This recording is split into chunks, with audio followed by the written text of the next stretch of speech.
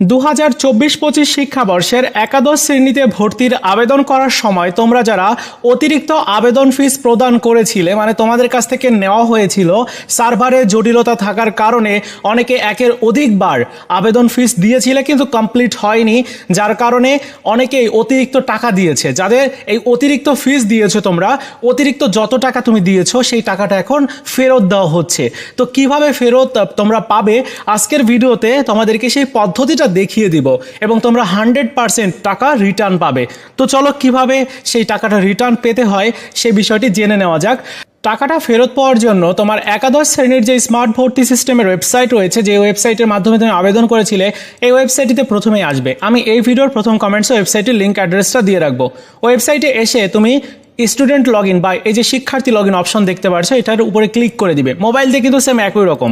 তো এখানে ক্লিক করার পর তোমার এডু আইডি পাসওয়ার্ড দিয়ে দিতে হবে, অর্থাৎ যে এডু আইডি পাসওয়ার্ড তুমি আবেদন করার পর পেয়েছিলে। তো আমি এখানে দিয়ে দিয়েছি, এবার লগ ইন করবো। লগ ইন করলে কিছুক্ষণের মধ্যেই তোমার প্রোফাইলে এভাবে লগ ইন হবে।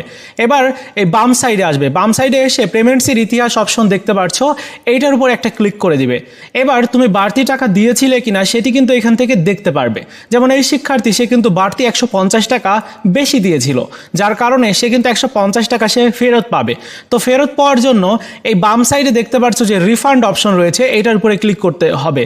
অথবা যদি ইংরেজি করা থাকে সেই ক্ষেত্রে এখানে দেখতে পারবে যে ইংলিশ করা থাকলে এখানে রিফান্ড বাংলায় দেখাচ্ছে, তো তোমরা এই রিফান্ডের উপরে ক্লিক করবে।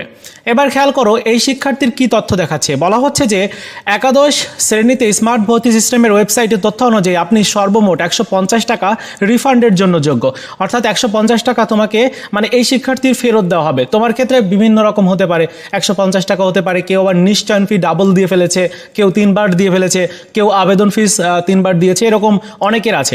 যত টাকা তুমি অতিরিক্ত দিয়েছো সেই অতিরিক্ত টাকাটা কিন্তু এখানে শো করবে, কত টাকা তুমি অতিরিক্ত দিয়েছো। এবং এই টাকা তুমি ফেরত পাওয়ার জন্য তোমার একটা নির্দিষ্ট প্রসেস রয়েছে, সেই প্রসেসটি কমপ্লিট করতে হবে। বিকাশ, রকেট, নগদ এগুলোর মাধ্যমে তুমি টাকাটা নিতে পারবে।